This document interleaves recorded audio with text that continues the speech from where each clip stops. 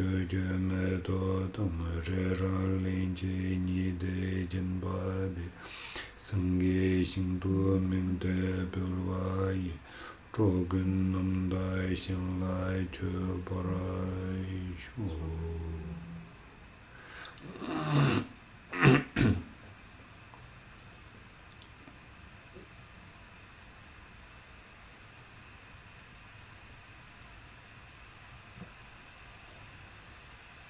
Ok pour toi.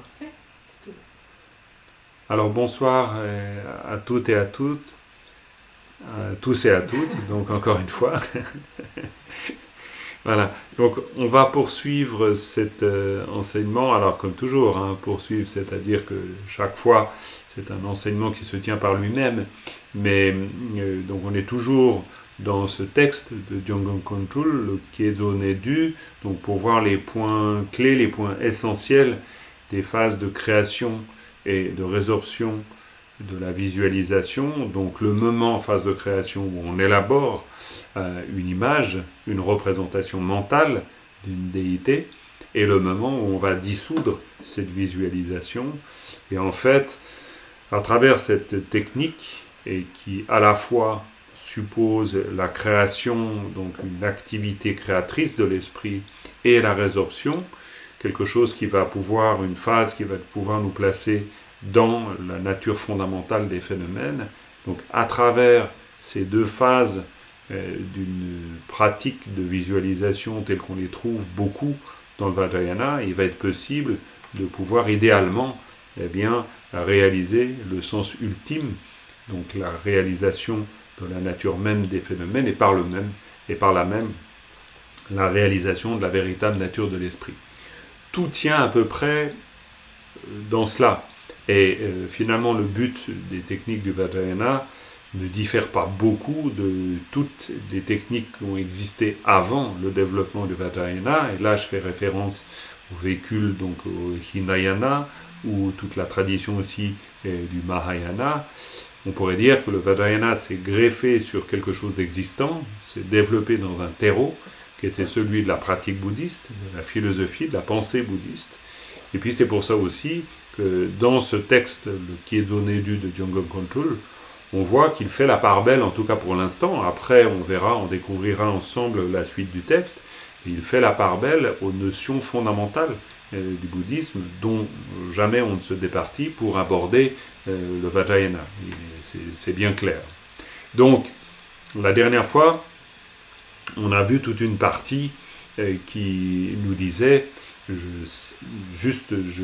relis ce passage, donc par rapport à la pratique méditative justement de visualisation, ce n'est pas l'affaire d'un sot qui entretient des vues erronées, mais celle d'un individu peu attaché à la réalité des apparences. Je l'ai un peu vite passé la citation de la dernière fois, donc je ne vais pas revenir dessus, qui a une foi, une dévotion et une confiance profonde dans la voie des méthodes, s'il est habile à saisir le point essentiel qui transforme ses aspirations, les accomplissements ordinaires et suprêmes arriveront plus vite qu'un invité.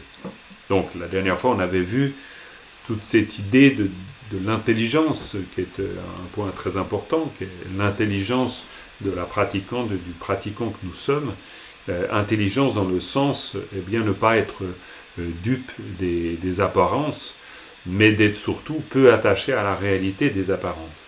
C'est-à-dire de comprendre que finalement, elles ne sont pas si problématiques que ça à partir du moment où l'on accepte d'apprendre ce qu'elles nous enseignent. En gros, c'est ce que nous avons vu.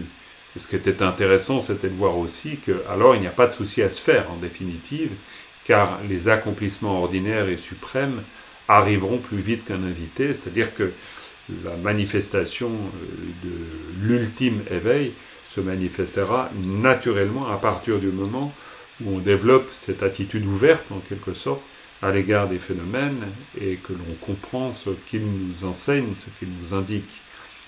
Ça, c'était donc, on pourrait dire, le vers de conclusion de la partie qu'on avait vue, et qui s'intitulait, ou qui nous indiquait comment établir fermement la prédominance de la vue pure du Vajrayana. Donc, ça tournait autour de ce point essentiel, donc la vue pure, qui en d'autres mots signifie la manière dont on perçoit les choses.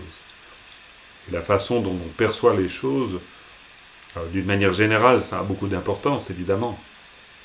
Parce qu'on le sait tous dans notre vie, la manière de percevoir les choses va donner un impact à ces choses, un impact sur nous-mêmes, qui est tout à fait important. Et tout va dépendre toujours de cette manière dont on perçoit les choses. Mais d'autant plus, on pourrait dire, dans le bouddhisme, étant donné qu'on n'est pas là dans un rapport où l'extérieur, on pourrait dire, compte comme s'il avait une autonomie propre. On n'est pas dans cette idée-là, étant donné que la réalité extérieure, alors soit on la considère comme étant pur esprit, pure projection, mais même si on ne va pas jusque-là, bref, ça c'est pas très important. Mais quoi qu'il en soit, on part toujours de l'idée que la transformation de notre individu va transformer quelque chose à l'extérieur. Et que donc, cette manière dont on voit les choses, qui est elle-même issue de nos transformations intérieures, c'est elle qui va avoir un impact. Donc, sur l'extérieur. Donc, ça signifie en clair qu'on n'attend pas de la réalité extérieure, qu'elle soit pure et parfaite, pour pouvoir s'établir soi-même dans quelque chose de pur et parfait. C'est extrêmement intéressant pour nous parce que on est sans cesse confronté à des situations qui ne nous conviennent pas, à des situations difficiles, à la souffrance, tout ce genre de choses, à l'imperfection du samsara, en quelque sorte, on peut le dire comme ça. Mais si on n'avait pas ces instructions-là, on serait pris au piège, c'est-à-dire pris au piège d'un monde dont la maîtrise nous échappe, et en définitive, soit on y succomberait, soit alors on espérerait qu'il puisse y avoir une intervention au sein de ce monde, comme une espèce de force créatrice, comme un immense démiurge, qui pourrait arranger les choses.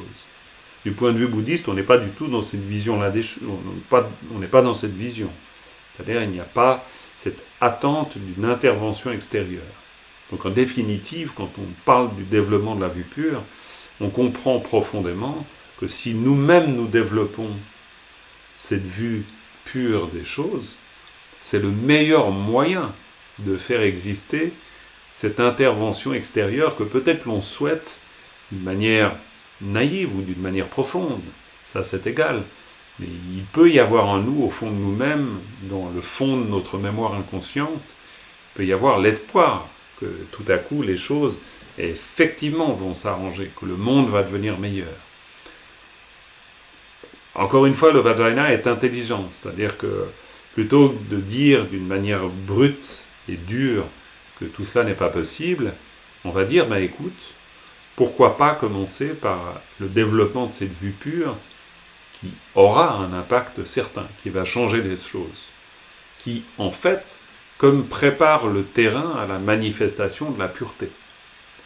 Parce qu'une des instructions très importantes concernant la vue pure, qu'on a vu, mais là je me permets de rajouter un élément, et un élément important, c'est que la vue pure n'est pas l'établissement d'une pureté qui ne serait pas inhérente aux choses. Alors là, je prends une goutte d'eau, voilà, et je reprends la phrase. C'est-à-dire que la pureté, dont on parle avec la vue pure, ce n'est pas une pureté qu'on développe sur la base des phénomènes qui ne sont pas purs. La pureté dont on parle, c'est la pureté qui est déjà là. Donc c'est la pureté inhérente des phénomènes. Ça, c'est la grande, on pourrait dire, la grande prétention, et la prétention dans le bon sens, c'est la grande affirmation du Vajrayana. Pas que du Vajrayana, finalement. Mais bon, bref, le Vajrayana, lui, va souligner cela de manière puissante, de manière forte, et c'est très important. C'est de dire que les phénomènes sont originellement purs, que nous sommes donc originellement purs. Après, il peut y avoir des approches philosophiques différentes, où on va discuter de la manière dont on rend visible, ou dont on s'approche de cette pureté. Il y a des écoles philosophiques qui vont tourner autour de ça. Mais, de manière très claire, pour tous les bouddhistes, il n'y a pas l'idée que notre nature ne soit pas intrinsèquement pure. Donc de la même manière, les phénomènes sont intrinsèquement purs d'une certaine façon. Donc même le samsara, aussi horrible soit-il, au fond, eh ben, il est totalement pur. C'est pour ça que, alors c'est un raccourci immense, mais le samsara est le nirvana de ce point de vue-là. C'est-à-dire qu'il ne va pas y avoir de perfection hors de ce qui est manifestement, dans le sens de apparemment imparfait. C'est toute l'idée de la vue pure, elle est importante. Et avec la strophe suivante qu'on va voir aujourd'hui, ben en fait, on poursuit cette idée. Et c'est très important que Jöngon Köntrul, dans son texte, prenne autant de soin de placer le contexte, de décrire le paysage. Au tout début de cette reprise de nos activités, et là je pense au mois de septembre, j'avais utilisé l'image du paysage et de la carte de géographie, donc de la nécessité qu'il y a de pouvoir s'orienter dans ce paysage, en disant que finalement les instructions spirituelles qu'on reçoit, elles nous servent toujours à cela. Ben là, on est en plein dedans. C'est-à-dire qu'on voit bien que petit à petit, on peut mieux comprendre le sens de tout ce que l'on fait. Donc là, la partie qu'on va aborder, c'est une partie sur les deux vérités. On entend beaucoup parler de vérité relative, de vérité ultime, donc c'est un sujet majeur. Et là, il y a une strophe, très bien traduite par Christian Charrier, donc je vous lis cette strophe, et un peu ensuite, on va ensemble voir ce que nous disent ces mots de Jöngon Köntrul. Les deux vérités incluent tous les phénomènes. La vérité relative est vraie, au niveau illusoire. La vérité ultime est vraie, au niveau fondamental. Par définition, vérité veut dire sans erreur. Si vous savez les deux vérités aussi indissociables que l'eau et la lune, la fin des apparences illusoires est proche. Donc voilà, tout un programme magnifique, c'est en quelques mots, Jöngon Köntrul a l'art de résumer les choses. Bon, c'était un être merveilleux. Il faut savoir qu'il a vécu une très grande partie de sa vie à Tsaja, dans sa retraite. C'était un homme très simple, qui pourtant avait un rayonnement considérable à son époque. C'est vraiment une figure centrale du mouvement qu'on appelle Rimé, non sectaire. Il a écrit une autobiographie passionnante qui est traduite en anglais pour dire que voilà, ce personnage étonnant qui a vécu toute sa vie en faisant de la conservation de toutes les instructions spirituelles sa quête et sa mission, on pourrait dire, dans son existence, a réussi à la fois à accomplir un travail intellectuel extraordinaire, tout en étant un poète, un yogi, un découvreur de trésors, une personne certainement extrêmement attachante, et puis une personne dont le rayonnement spirituel ne cesse de croître, en fait, parce qu'on n'a pas fini de découvrir l'œuvre de Jöngon Köntrul. Et il a donc ce talent, mais qui ne lui vient pas forcément et seulement de la maîtrise de la littérature tibétaine, et la connaissance qu'il avait du sanskrit, de la métrique, de toutes les sciences traditionnelles, mais aussi, bien sûr, de son immense réalisation. Donc il nous dit en quelques mots, il nous dit quelque chose, en fait, si on s'y arrête, d'assez énorme. Il nous dit d'abord, les deux vérités incluent tous les phénomènes. Ça, c'est quand même important. Pourquoi c'est important? Parce qu'on trouve ce terme de « inclus ». Donc en tibétain, « du ». « Du », c'est ce qui résume, c'est ce qui réunit. Et c'est d'autant plus important que nous, on vient, alors d'une part, d'une culture assez manichéenne, c'est-à-dire avec un bien et un mal, un blanc et un noir profondément établis, mais notre esprit lui-même est assez manichéen dans son attitude. On a assez vite tendance à penser qu'il y a des bons phénomènes ou des mauvais phénomènes, qu'il y a des choses qui vont être du côté du Dharma et d'autres choses qui ne sont pas du côté du Dharma. Donc là, il dit déjà, les deux vérités incluent tous les phénomènes. Ça veut dire que toute cette philosophie des deux vérités relatives et ultimes, qui sont les deux vérités, c'est une façon d'embrasser la totalité de la manifestation. Donc c'est une façon de poser un regard, qui est un regard vaste, qui est un regard inclusif. Et si tous les phénomènes font partie de ces deux vérités, et si, comme il le dit plus tard, par la 4e phrase, mais j'y reviendrai, mais où il dit, par définition, vérité veut dire sans erreur, c'est quand même assez intéressant, parce que ça signifie que même ce qui nous semble illusoire, même ce qui nous semble erroné, faux, incorrect, d'un certain point de vue, on verra lequel, d'un certain point de vue, cela a du sens et cela mérite d'être qualifié de vérité. Vérité veut dire sans erreur. Donc la vérité relative est vraie au niveau illusoire. Alors la vérité relative est vraie au niveau illusoire, là aussi c'est une affirmation extrêmement importante. Peut-être qu'elle semble évidente, cette affirmation, mais finalement pas tant que ça. Parce que quand on parle d'illusoire, nous en tant que bouddhistes, on a tous plus ou moins grandi dans cette ambiance bouddhiste, alors à plus ou moins haute dose évidemment, mais où on entend dire que tout est illusion, et que parce que tout est illusion, finalement rien n'est vrai. C'est-à-dire qu'on fait un rapport dans notre tête qui est une forme de raccourci, mais qui est un raccourci pour le coup qui est vraiment une pensée à l'emporte-pièce. Et le problème de l'emporte-pièce, si on prend le sens de l'expression au sens propre, l'emporte-pièce, ça ne fait pas de détails. C'est-à-dire c'est une grosse machine qui fait boum sur une plaque de fer et puis qui emporte la pièce d'un coup. Donc on n'est pas là dans la ciselure, pas du tout. On est dans quelque chose qui est très fort. Donc c'est un gros coup qu'on tape et puis tout part avec.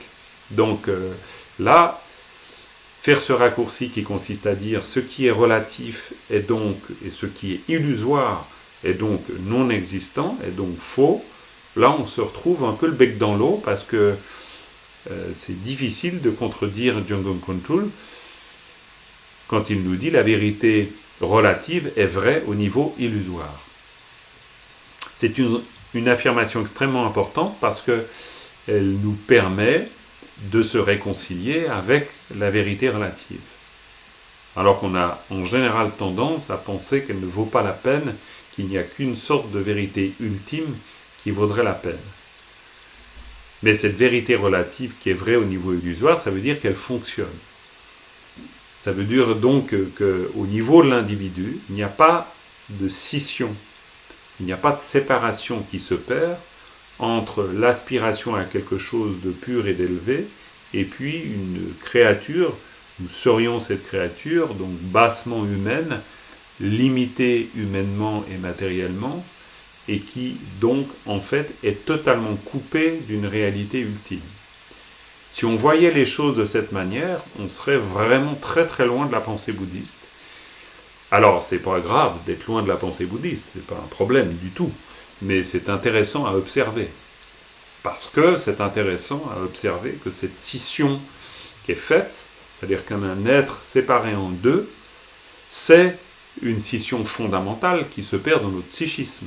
C'est-à-dire qu'on perçoit les choses comme ça. On s'installe dans cette forme de dualité qui rentre en conflit l'une avec l'autre. Ce conflit entre la réalité telle qu'elle est, c'est-à-dire telle qu'elle se manifeste, et la réalité ultime, elle se traduit par un conflit intérieur où il devient en fait très difficile de pouvoir considérer que dans notre vie ordinaire, il est possible d'atteindre l'éveil.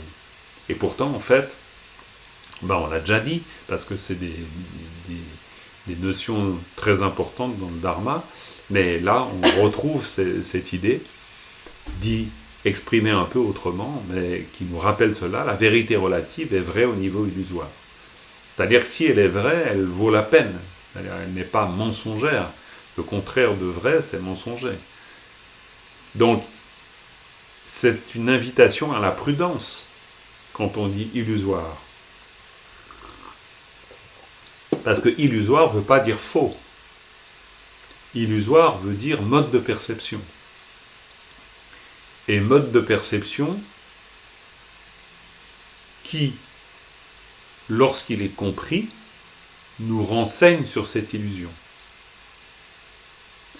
Un peu comme un cinéma, une projection cinématographique,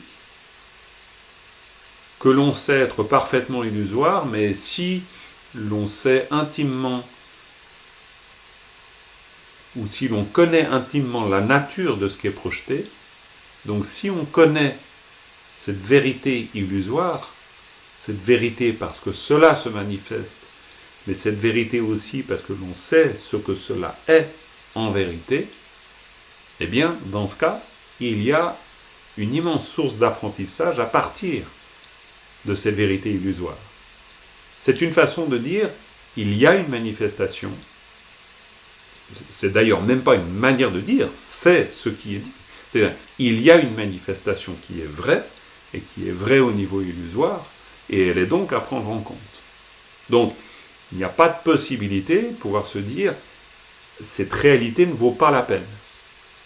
C'est très Vajrayana, encore une fois. C'est-à-dire, c'est vraiment une manière de dire, mais même ce que tu peux considérer par habitude mentale, par conditionnement culturel, comme ne valant pas la peine, comme n'étant pas pur, par exemple, ce qui sont des catégories très fortes en nous, eh bien non, elle vaut la peine, elle dit la vérité.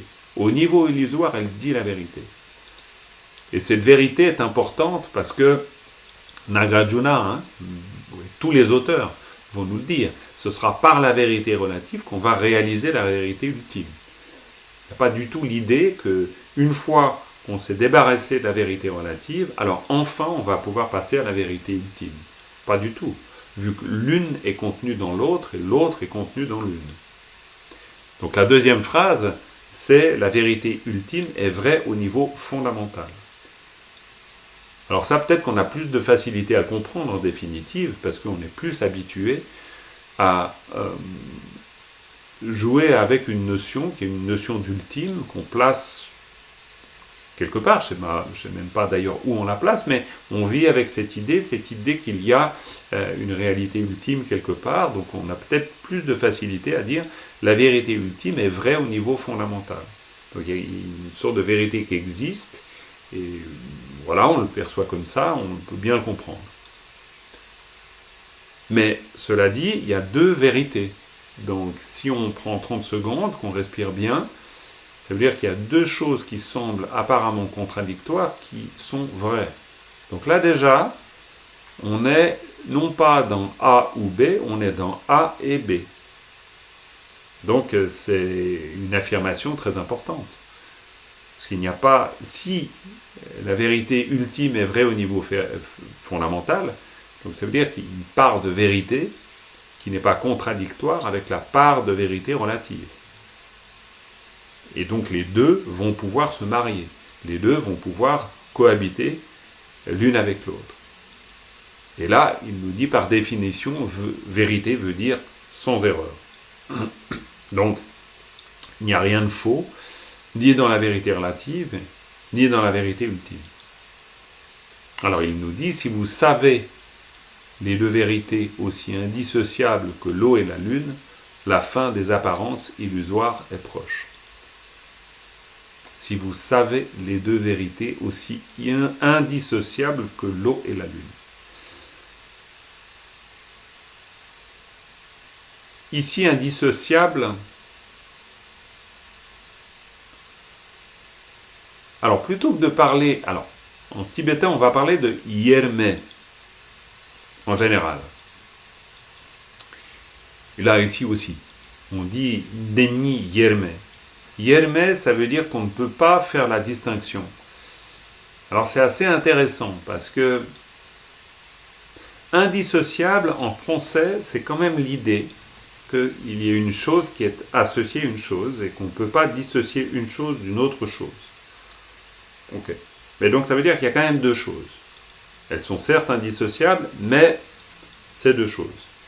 Yerme, c'est autre chose. Alors, c'est pas faux de parler d'indissociable, mais yerme, yer, c'est pouvoir distinguer, mais c'est il n'y a pas. C'est-à-dire il n'y a pas de distinction. c'est pas seulement indissociable.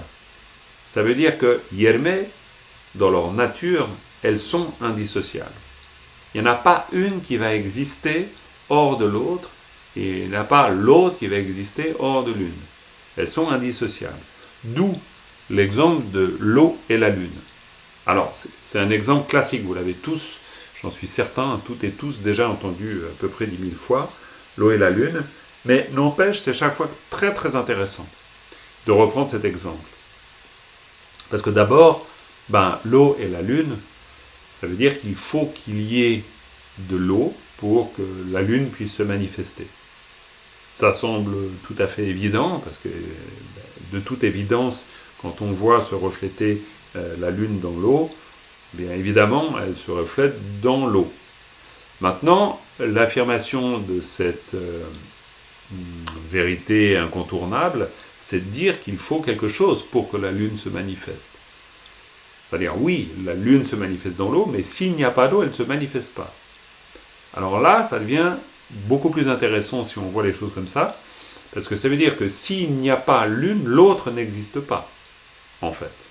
Alors oui, bien sûr, on peut voir la lune dans le ciel, on n'a pas besoin de voir se refléter la lune dans l'eau pour savoir qu'il y a une lune. Donc on n'a pas besoin d'eau, on pourrait se dire. Et là, il faut se rappeler que c'est une image. C'est une image pour parler des deux vérités. Pour dire que s'il n'y a pas un certain nombre de causes et conditions, on ne va pas pouvoir observer la manifestation de la lune. Les causes et conditions, c'est l'eau. C'est tout ce qui va permettre la réflexion. L'image là est très très belle parce qu'on parle de réflexion, c'est un reflet. Donc ça veut dire que, en fait, ce que l'on voit des choses, c'est un reflet, c'est une manifestation. Mais c'est un reflet, c'est une manifestation rendue possible par les causes et conditions qui sont rassemblées et qui permettent cette manifestation. S'il vient à manquer une seule de ces conditions, il n'y a pas de manifestation. C'est une affirmation très forte parce que ça veut dire aussi qu'il ne peut pas y avoir de manifestation ultime s'il n'y a pas de manifestation relative. Et là, pour le coup, eh bien, on comprend bien que ce n'est pas seulement indissociable, mais c'est bien Yerme, c'est-à-dire c'est quelque chose que on ne peut pas distinguer l'une de l'autre, dans le sens où il ne pourrait pas y avoir de manifestation ultime s'il n'y a pas de manifestation relative. C'est ça que ça veut dire aussi, la lune et l'eau, ou l'indifférenciation ou l'indissociabilité de la lune et de l'eau. Donc, à nouveau, ça signifie que s'il n'y a pas de vérité relative, il n'y a pas de vérité ultime, et qu'il est tout à fait important de pouvoir le comprendre si on veut, par exemple, comprendre ce sutra majeur du Bouddha, qui est le sutra de la sagesse transcendante, la vertu de sagesse transcendante. Il y a ce fameux sutra, le sutra du cœur, qui ne dit pas autre chose. Quand il dit la forme ou les formes, c'est-à-dire toute l'expérience du sensible, parce que c'est cela que ça désigne quand on parle de forme. Toutes les formes, toute l'expérience du sensible est la vacuité, et la vacuité est l'expression de toutes ces formes du sensible. Et qu'il n'y a pas d'autre forme que la vacuité, il n'y a pas d'autre vacuité que ces formes. Donc, ça veut dire que la réalité ultime, elle va se trouver dans cette vérité relative, de la même manière que la lune va pouvoir se manifester parce qu'il y a de l'eau. Alors, il y a un autre aspect intéressant à cet exemple, c'est, on pourrait dire, la diffraction ou le fait qu'il peut y avoir 1000 récipients d'eau, il y aura 1000 lunes. Et ça, c'est quelque chose qui est assez surprenant, parce qu'en fait, ça signifie qu'il n'y a pas non plus une lune. Et une autre dimension intéressante, mais je vais d'abord continuer un peu à creuser sur cette première dimension, c'est le fait qu'il y a 1000 récipients, il y a 1000 lunes.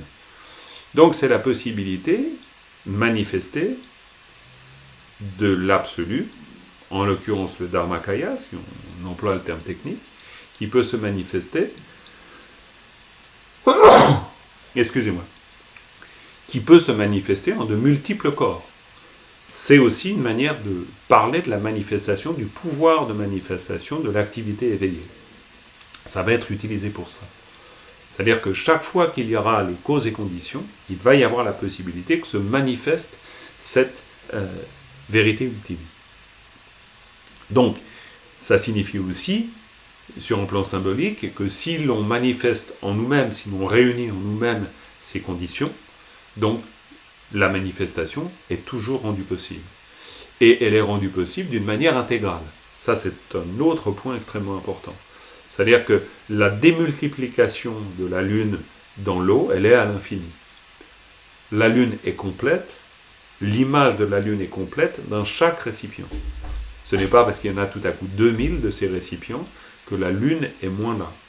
C'est un peu le même miracle qu'on retrouve avec Zoom. C'est-à-dire qu'on a beau être 5, on a 5 personnes ont accès à la même chose, on a beau être 1000 personnes ont accès à la même chose. Il n'y a pas une division de la transmission, par exemple, d'une image ou d'un son en 1000 parties. On pourrait dire oui, vu qu'il y a 1000 participants, mais non, parce que chaque participant entend la totalité de la partie. Donc il n'a pas un millième de la partie. S'il avait un millième de la partie, il n'aurait pas l'intégralité de la partie. Donc ça veut dire que chacun reçoit l'intégralité de la transmission à partir d'une seule source, quelle que soit cette source. Donc là, ici, cette image aussi nous renseigne sur cela. C'est-à-dire que la multiplication des récipients va permettre la démultiplication de la Lune, mais cette Lune est toujours intégralement présente. C'est un point très important. L'autre point très important, c'est que cette Lune, elle représente aussi la pureté. La pureté qui peut se manifester à la surface d'une eau qui n'est peut-être, elle, pas complètement pure. Et là, de nouveau, on retrouve quelque chose de très important.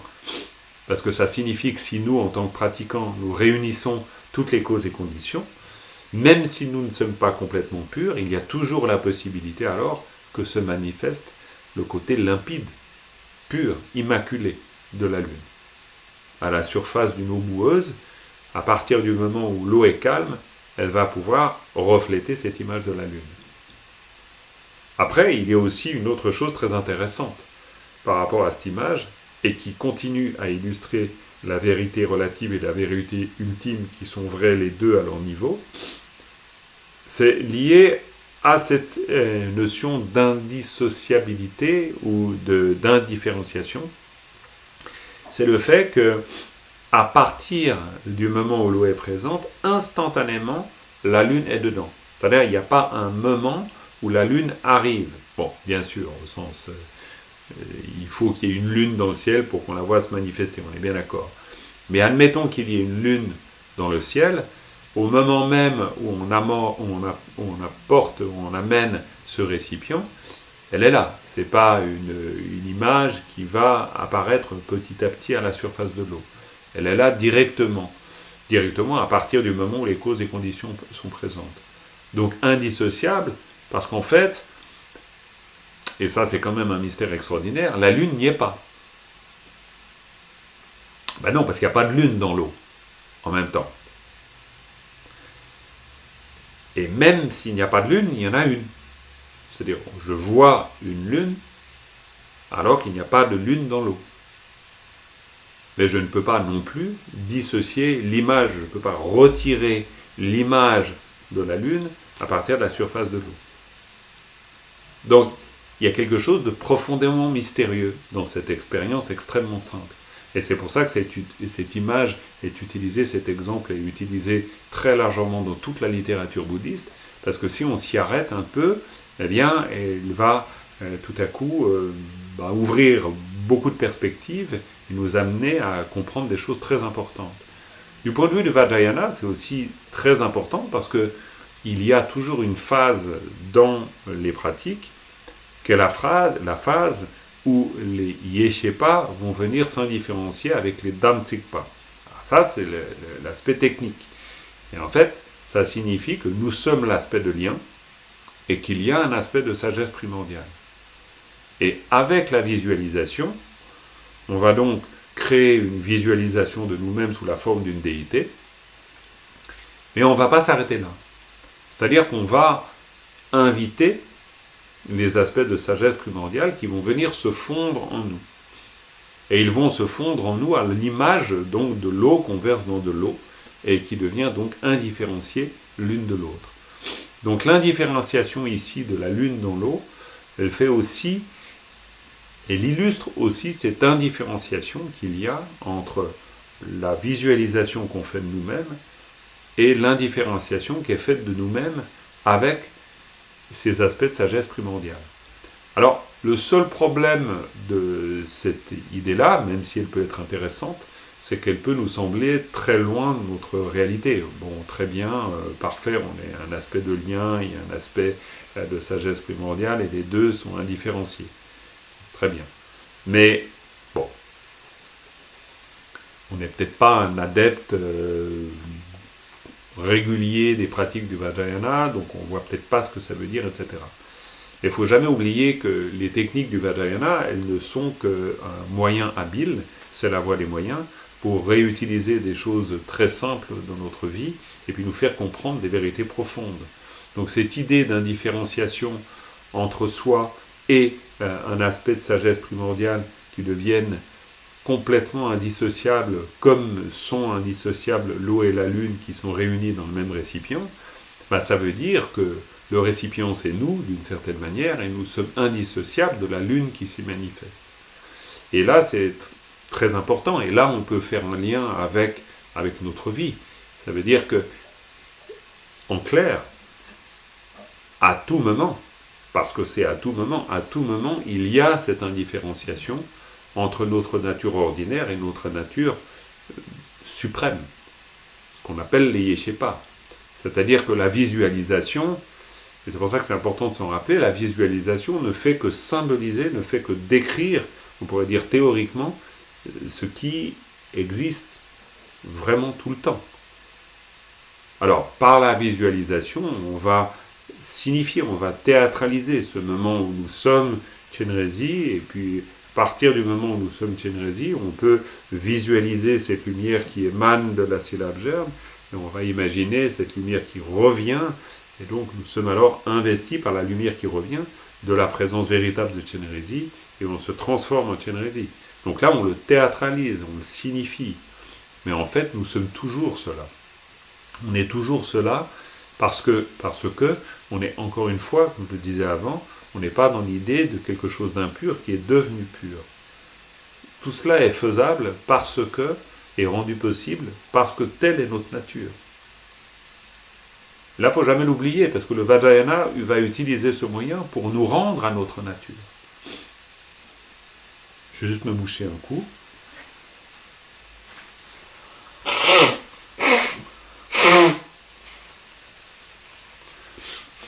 Là aussi, je suis rendu à ma nature, d'être humain très ordinaire, forcément. Mais on est toujours rendu à sa nature, notre propre nature. Donc le moment de cette indifférenciation, en fait, c'est de notre nature dont il est question. C'est-à-dire que les moyens mis en place, utilisés par nous, par le Vajrayana, qui nous sont offerts par le Vajrayana, c'est pour revenir à notre véritable nature. Alors revenir à notre véritable nature, ça veut dire utiliser des moyens pour y croire, en quelque sorte. C'est-à-dire que quand on fait venir ces aspects de sagesse primordiale en nous, vu qu'on théâtralise cela, on peut se dire, dans notre esprit très ordinaire, que nous avons reçu quelque chose de l'extérieur. On a reçu quelque chose qui vient nous bénir, qui vient nous apporter une influence spirituelle. Et c'est très bien, dans le sens où le Vajrayana ne dit pas du tout qu'il ne faut pas voir les choses d'une manière duelle. Pourquoi ? Parce qu'il n'y a aucun problème. Tout cela est de toute façon illusoire. Donc on peut se permettre ce jeu d'illusion. Parce qu'on se rappelle que la vérité relative est vraie au niveau illusoire. Donc c'est vrai. C'est vraiment vrai qu'il y a un Chenrezi qui vient, et puis où il y a un aspect de sagesse primordiale qui vient et qui fond en nous. C'est tout à fait vrai, parce qu'on le vit comme ça. Mais évidemment, ce n'est pas ultimement vrai, mais il n'y a pas de contradiction. C'est ça qui est extraordinaire. C'est-à-dire que du coup, et là, il y a quelque chose qui est vraiment porteur d'espoir. Parce que notre manière ordinaire de voir les choses, elle est vraie, Donc elle est utile, elle est fonctionnelle, elle marche, ça marche. On peut vraiment se dire que Chenrezig vient et que Chenrezig est indifférencié en nous, mais en même temps, cette vérité n'est pas contradictoire avec le fait qu'il n'y a aucun Chenrezig à l'extérieur. Pourquoi ? Parce que tout simplement, nous sommes déjà Chenrezig. Donc, telle est notre nature. Donc, on est ultimement pur. On est la vacuité. Donc, c'est la fameuse phrase du Bouddha dans ce sutra, c'est-à-dire que la vacuité, il n'y a pas d'autre vacuité que les formes. Il n'y a pas d'autre forme que la vacuité. Donc là, il n'y a rien à faire, c'est-à-dire il n'y a pas un Chenrezig à faire venir et à faire en sorte qu'il s'indifférencie, en fait. Mais, c'est important de le faire, parce que c'est vrai au niveau relatif. Donc ça veut dire aussi que tout ce que l'on fait au niveau relatif, qui nous semble justement relatif, comme par exemple faire des offrandes. Faire des offrandes, il n'y a rien de plus relatif. On fait des offrandes sur notre autel, on prend des bols, puis on met de l'eau dedans. Donc, voilà, on est en train de jouer, on théâtralise quelque chose. Ultimement, je vous l'ai déjà dit, puis on l'a tous entendu, on n'est pas en train de donner à boire à des Bouddhas qui ont véritablement soif. Ça n'a rien à voir avec ça. Donc on accepte un côté illusoire, une dimension, on pourrait dire, lucrative, de jeu. On joue avec ça. Et tout cela est vrai, tout cela est important. Donc il y a des tas de choses, c'est comme quand on dit à un enfant, mais oui, bien sûr, c'est vrai, je veux dire, les peurs sont vraies, le Père Noël est vrai, d'une certaine façon, le Père Noël est vrai. Alors il n'est pas ultimement vrai, mais pourtant, il est complètement vrai à partir du moment où on vit comme vrai. Donc l'enfant qui vit la réalité du Père Noël, moi je me rappelle avec mes petits-neveux, j'avais joué le rôle du Père Noël, et pour jouer le rôle du Père Noël, à un moment donné du repas de famille, j'avais dit « Ah bon, il faut que j'aille faire quelque chose », donc j'étais sorti de la maison, et je m'étais habillé, grimé, avec j'avais mis du maquillage blanc sur la figure, puis j'avais un gros sac avec des cadeaux dedans, et je suis revenu, habillé tout en Père Noël, rouge, tout, avec la figure blanche, et puis tout voûté, en faisant un bruit comme ça en arrivant, et puis les deux enfants étaient, ils me regardaient dans les yeux, ils ne me voyaient pas. C'était extraordinaire, ils ne me voyaient pas. Quoi, c'est-à-dire ils ne me voyaient pas? Ils me voyaient vu que j'étais là. Ils ne me voyaient pas, moi. Ils voyaient le Père Noël, vraiment. Et donc ensuite, bien sûr, le Père Noël, il les a pris sur les genoux, il leur a demandé de raconter une histoire, etc. Il leur a offert les cadeaux, puis ensuite le Père Noël est parti. Puis ensuite, moi, je suis revenu. Et puis, quand je suis arrivé, donc les deux enfants m'ont dit « Mais t'as tout raté !» Parce que le Père Noël était là. Et puis ce qui est fou, c'est qu'à un moment donné, il y en a un de mes neveux qui était à la fenêtre, puis il a dit « je vois son traîneau qui part dans le ciel !» C'était extraordinaire, c'était évidemment un jeu d'enfant. Mais c'était un jeu d'enfant absolument vrai. Ce qu'ils ont vécu était absolument vrai. Donc ce que l'on vit au moment d'une pratique du Vajrayana est absolument vrai. Alors maintenant, est-ce que c'est ultimement vrai? Évidemment pas. C'est-à-dire évidemment pas. C'est là où on ne peut pas faire la différence. C'est pour ça que la Lune est indifférenciée de l'eau, évidemment. La Lune n'est pas dans l'eau. Il n'y a pas de Lune dans l'eau. Mais pourtant, je la vois. Donc je vois une Lune qui n'y est pas. Donc comment je peux voir quelque chose qui n'est pas? Impossible. Dans ma réalité ordinaire, je ne peux pas voir quelque chose qui n'existe pas. Je ne peux pas être en train de voir une tasse, puis il n'y a pas de tasse. Donc je ne peux pas voir une lune et qu'il n'y ait pas de lune. Si. Je peux voir quelque chose qui n'existe pas. Donc la réalité que je perçois, elle est vraie. Elle est vraie au niveau de ce que je perçois. Et si j'observe bien cette réalité, alors je peux comprendre la vérité ultime. Et c'est tout le truc.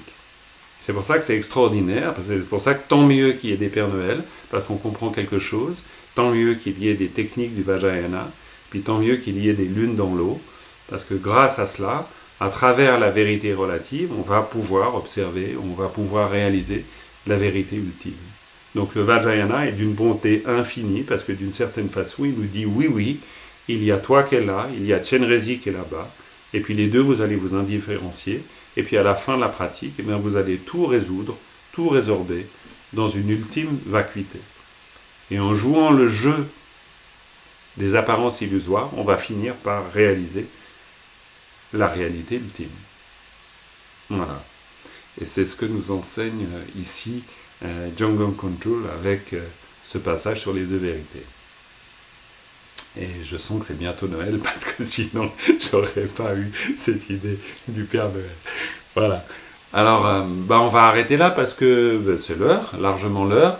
Et on va conclure avec une dédicace. Et c'est pareil avec la dédicace. C'est pas totalement vrai. Il n'y a pas totalement moi, totalement la dédicace, totalement ceux pour qui je le dédie. C'est pour ça que la dédicace ultime, c'est au-delà des trois sphères, mais elle est très importante. Donc je la fais en étant persuadé que je suis moi, qu'il y a d'autres et qu'il y a la dédicace. Et à travers ce moyen, petit à petit, eh bien, on pourra tous nous établir au-delà des trois sphères. Et on conclut de cette manière. Sunam diye tamse zimpane tumne nyebe tanam pamjen kega na che bala tubaye sibe sole toa tunawaisho. Voilà, merci beaucoup à vous toutes et vous tous d'être là, de participer à ces réunions très riches du mercredi soir. J'ai toujours énormément de plaisir, j'ai l'impression de partager le Dharma, de pouvoir, grâce à ce partage-là, accéder à une compréhension de ce Dharma. Et, grâce à des Jung Control qui nous a légué des choses vraiment d'une grande richesse, d'une grande profondeur. Je termine en vous rappelant ce week-end, vous le savez, vous avez tous reçu l'info, mais donc il y a ce week-end avec Lodro Rinpoche Rinpoche. On aura l'occasion de voir ensemble les instructions de Shiné. Alors j'espère que techniquement tout se passera bien, parce que là, tout à coup on est nombreux à vouloir participer à ces trois sessions, donc une le samedi, deux le dimanche. Vous avez tous les détails sur le site, donc vous pouvez vous y reporter. Ce sera aussi possible pour les personnes qui ont une difficulté de se connecter, de simplement faire un clic tout simple et d'ouvrir une session Zoom sur leur ordinateur. Puis sinon, on pourra aussi nous suivre sur YouTube Live, parce que maintenant on a même une chaîne YouTube où on va progressivement placer les vidéos de ces enseignements aussi. Pourquoi pas, ça peut être des fois agréable d'y revenir éventuellement. Voilà, merci encore à vous toutes et tous, et puis à tout bientôt. Voilà, bonne soirée. Il y a des remerciements, il y a Antoine qui dit que tu n'es peut-être pas le Père Noël, mais qui nous a encore fait un beau cadeau. Merci beaucoup. Merci Antoine. Et puis il y a des remerciements au Père Noël. Alors ok, merci. À tout bientôt à vous toutes et tous.